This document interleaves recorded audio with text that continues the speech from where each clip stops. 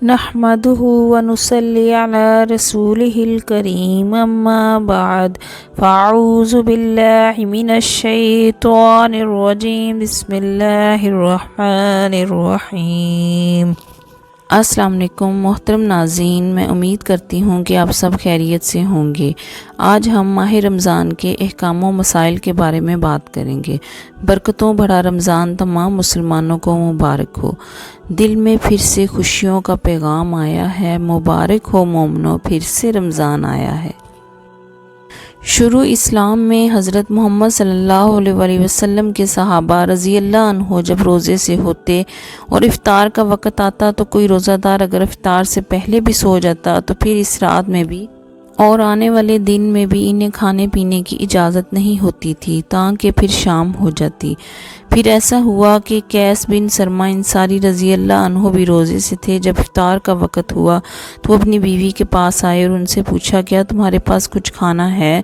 انہوں نے کہا، اس وقت تو کچھ نہیں ہے، لیکن میں جاتی ہوں، کہیں سے لاؤں گی۔ جب اس دن بھر انہوں نے کام کیا تھا اس لیے آنکھ لگ گئی۔ جب بیوی واپس ہوئیں اور انہیں سوتے ہوئے دیکھا تو فرمایا، افسوس تو محروم ہی رہے، لیکن دوسرے دن وہ دوپہر کو بے ہوش ہو گئے۔ جب اس کا ذکر نبی اکرم صلی اللہ علیہ وسلم سے کیا گیا تو یہ آیت نازل ہوئی، حلال کر دیا گیا تمہارے لیے رمضان کی راتوں میں اپنی بیویوں سے صحبت کرنا۔ اس پر صحابہ رضی اللہ عنہم بہت خوش ہوئے اور یہ آیت نازل ہوئی، کھاؤ پیو یہاں تک کہ ممتاز ہو جائے تمہارے لیے صبح کی سفید دہاری، صبح صادق، سیاہ دہاری صبح کاذب سے۔ ایک شخص نبی اکرم صلی اللہ علیہ وسلم کی خدمت میں حاضر ہوا اور عرض کی کہ یہ بد نصیب رمضان میں اپنی بیوی سے جماع کر بیٹھا ہے۔ آپ صلی اللہ علیہ وسلم نے دریافت فرمایا کہ تمہارے پاس اتنی طاقت نہیں ہے کہ ایک غلام آزاد کر سکو؟ اس نے کہا کہ نہیں۔ آپ صلی اللہ علیہ وسلم نے پھر دریافت فرمایا، کیا تم اپنے پے در پہ 2 مہینے کے روزے رکھ سکتے ہو؟ اس نے کہا نہیں۔ آپ صلی اللہ علیہ وسلم نے پھر دریافت فرمایا، کیا تمہارے اندر اتنی طاقت ہے کہ 60 مسکینوں کو کھانا کھلا سکو؟ اب بھی اس کا جواب نفی میں تھا۔ راوی نے بیان کیا، پھر نبی اکرم صلی اللہ علیہ وسلم کی خدمت میں ایک تھیلا لایا گیا جس میں کھجوریں تھیں، ارک زنبیل کو کہتے ہیں۔ حضرت صلی اللہ علیہ وسلم نے فرمایا کہ اسے لے جا اور اپنی طرف سے محتاجوں کو کھلا دے۔ اس شخص نے کہا، میں اپنے سے بھی زیادہ محتاج کو، حالانکہ 2 میدانوں کے درمیان کوئی گھرانہ ہم سے زیادہ محتاج نہیں۔ آپ نے فرمایا کہ پھر جا اپنے گھر والوں کو ہی کھلا دے۔ رسول اللہ صلی اللہ علیہ وسلم نے فرمایا، کیا جب عورت حائضہ ہوتی ہے تو نماز اور روزے نہیں چھوڑ دیتی؟ یہی اس کے دین کا نقصان ہے۔ رسول اللہ صلی اللہ علیہ وسلم نے فرمایا، اگر کوئی شخص مر جائے اور اس کے ذمے روزے واجب ہوں تو اس کا ولی اس کی طرف سے روزے رکھ دے۔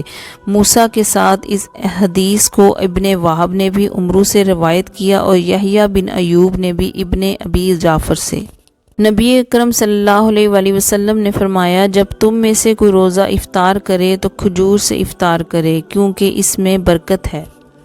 اگر کھجور میسر نہ ہو تو پانی سے افطار کرے، وہ نہایت پاکیزہ چیز ہے۔ نیز فرمایا، مسکین پر صدقہ صرف صدقہ ہے اور رشتہ دار پر صدقے میں 2 بہلائیاں ہیں، یہ صدقہ بھی ہے اور صلہ رحمی بھی۔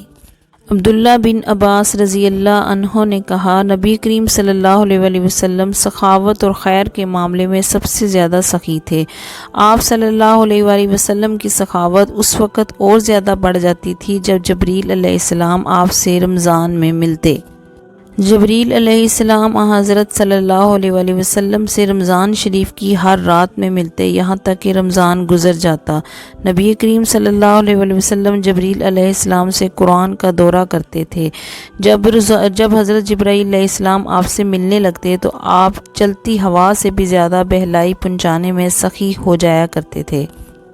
رسول اکرم صلی اللہ علیہ وسلم نے فرمایا، روزہ دوزخ سے بچنے کے لیے ایک ڈھال ہے، اس لیے روزہ دار نہ فاحش باتیں کرے اور نہ جہالت کی باتیں، اور اگر کوئی شخص اس سے لڑے یا اسے گالی دے تو اس کا جواب صرف یہ ہونا چاہیے کہ میں روزہ دار ہوں۔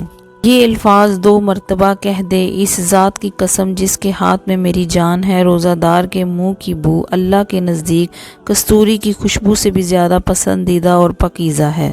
اللہ تعالیٰ فرماتا ہے بندہ اپنا کھانا پینا اور اپنی شہوات میرے لیے چھوڑتا ہے، روزہ میرے لیے ہے اور میں ہی اس کا بدلہ دوں گا، اور دوسری نیکیوں کا ثواب بھی اصل نیکی کے 10 گنا ہوتا ہے۔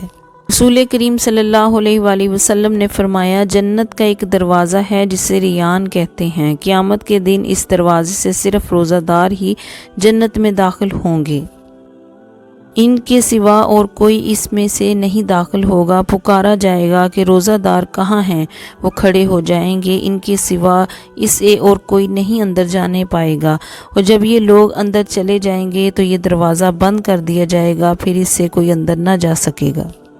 یا اللہ، اس مبارک مہینے میں ہم تیری رحمت کے طلبگار ہیں، ہمارے گناہوں کو معاف فرما کر ہم کو بخش دے اور سچی توبہ کی توفیق نصیب فرما کہ رمضان المبارک کے جانے کے بعد بھی ہم گناہوں کی دنیا میں واپس پلٹ نہ جائیں۔ آمین ثم آمین۔